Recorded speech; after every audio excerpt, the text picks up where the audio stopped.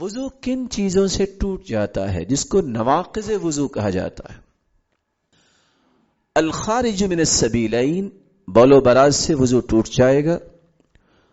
ان اللہ لا یستحی من الحق، آپ نے طہارت کے پہلے دروس میں سنا کہ وضو ودی اور مزی اور منی سے بھی ٹوٹ جائے گا، والریح، اور ہوا کے اخراج سے بھی وضو ٹوٹ جائے گا. رسول اللہ صلی اللہ علیہ وسلم کا فرمان جو آپ سن چکے ہیں، رسول اللہ صلی اللہ علیہ وسلم نے فرمایا اس وقت تک انسان نماز سے نہ پھرے جب تک وہ بیڈ سمیل نہ پالے یا یہ ہے کہ کوئی آواز نہ سن لے.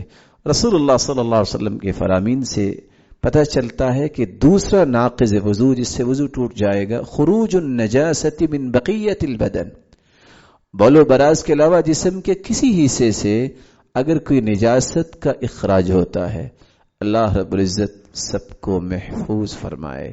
کچھ ایسی بیماریاں ہوتی ہیں کہ بول و براز کسی اور جگہ سے بھی اس کا اخراج ہونا شروع ہو جاتا ہے. رسول اللہ صلی اللہ علیہ وسلم نے فرمایا خواہ وہ تھوڑا ہو یا زیادہ، دونوں حالتوں میں وضو ٹوٹ جائے گا. اسی طرح اتنا زیادہ خون یا قے، اس کے بارے میں بھی، یا جسم سے پیپ کا زیادہ نکلنا، اس سے بھی علماء یہ کہتے ہیں کہ انسان کا وضو ٹوٹ جائے گا جبکہ وہ نجس ہو، جیسا کہ شیخ ابن باز رحمۃ اللہ علیہ نے اور شیخ صالح بن محمد العثیمین نے بیان کیا ہے.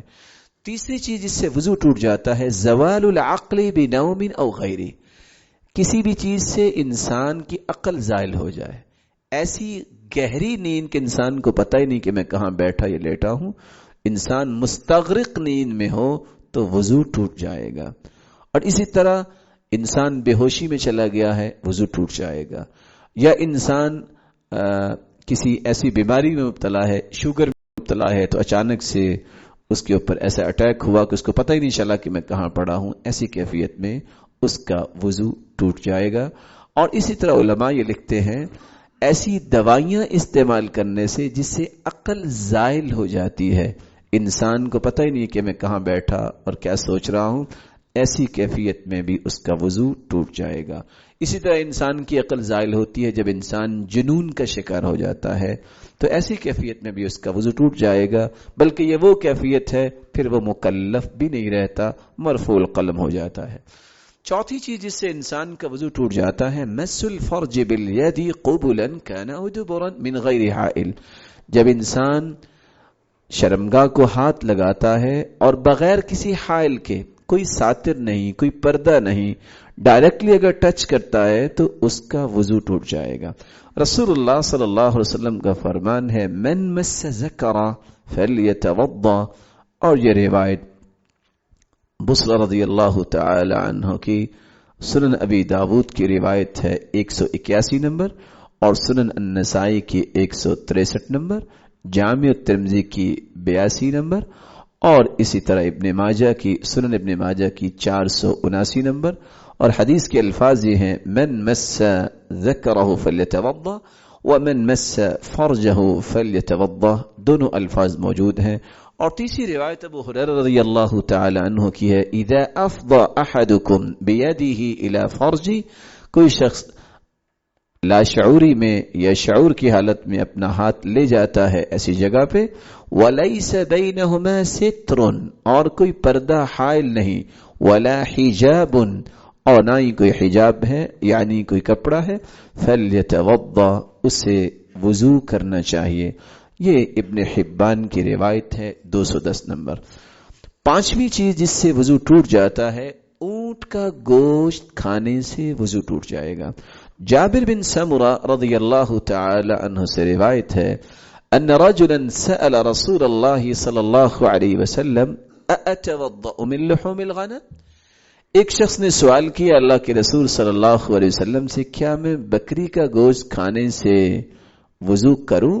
قال ان شئت فتوضأ وان شئت فلا تتوضأ، تم چاہتے ہو تو وضو کر لو، چاہتے ہو تو نہ کرو.